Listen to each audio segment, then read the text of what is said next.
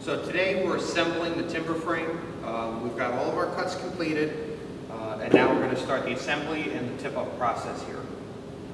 So this is the bent we've been working on the past couple weeks that you've seen in the videos. We've got this half already assembled so you can see what it's going to look like.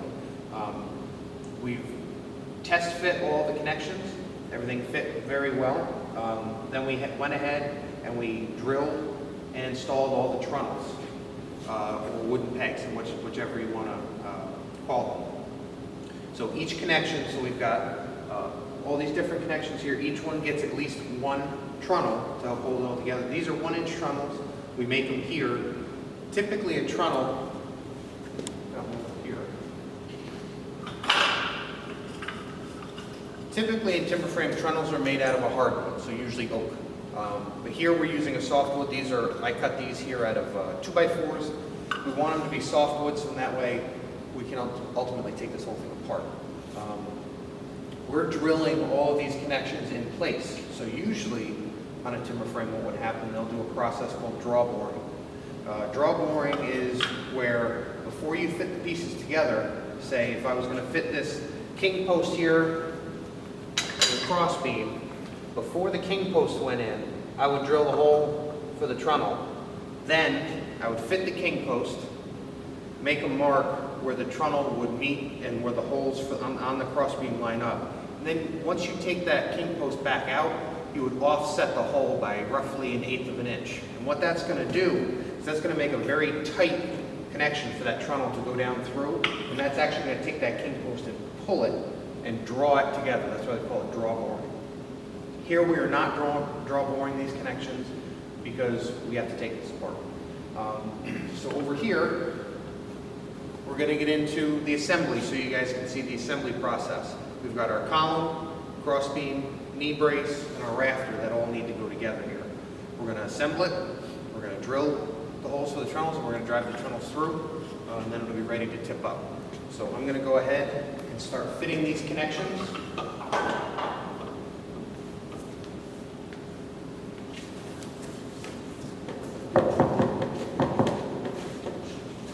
We're going to use, like I said, this is either called a commander, a beetle, or just a large mallet, whichever you prefer.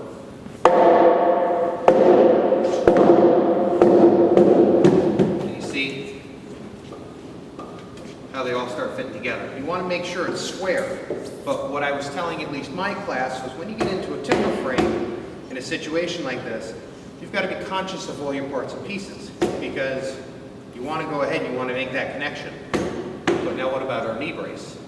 Okay, so we come along here and think, okay, well let's put our knee brace in. Well, now it's not going to fit.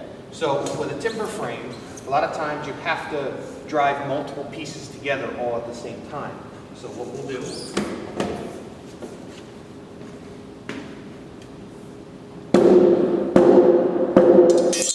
column off.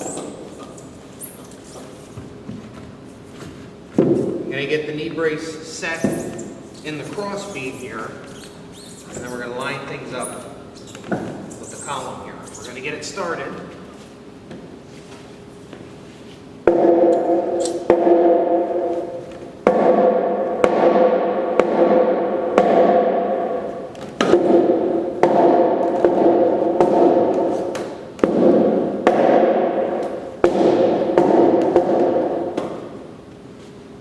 And now it's all together. So you always need to be conscious when you're making your connections on what pieces you have and how many different pieces you have, because you might be driving multiple members together at the same time. So what we're going to do now is I'm going to check for square. Mr. Dorothy's going to adjust the column, and that looks good right about there.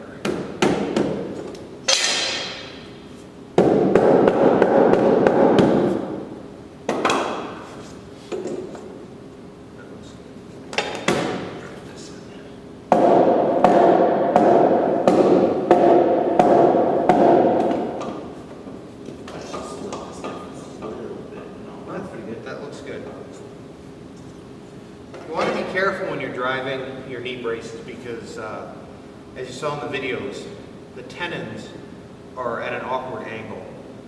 Very easy to snap them off, so you have to be careful when you're driving these pieces in. You have to drive everything together, make sure it's all coming together square. Now, I can go ahead and fit my rafter in.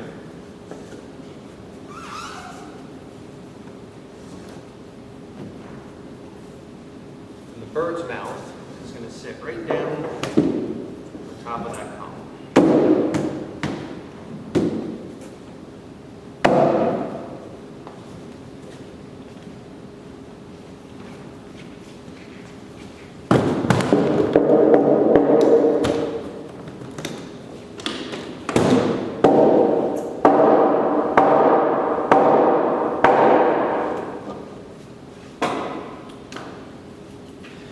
There we go. So we've connected our rafter, column, crossbeam, and knee brace. I just want to keep checking for square. So we've knocked that a square just a little bit. It's under a little tension. That looks good. Okay. So now that it's square, we're going to go ahead and start drilling for our trunnels.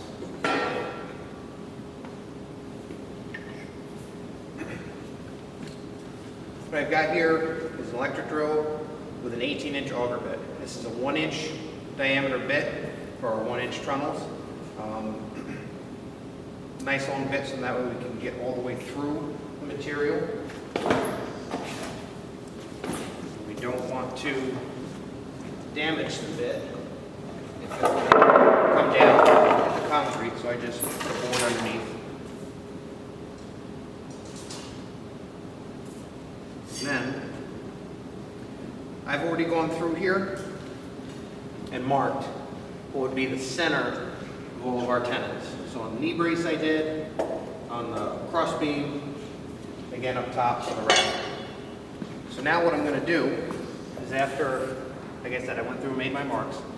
Lining myself up on that mark, I need to make sure that I drill straight through. So I take a speed square and I set it up.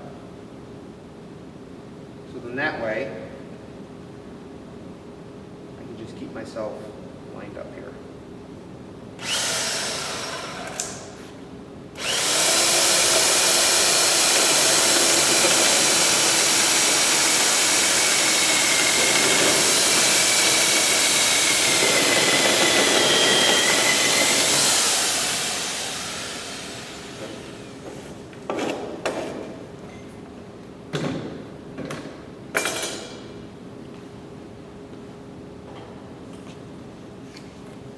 Now I take my trunnel, set it down, drive it down.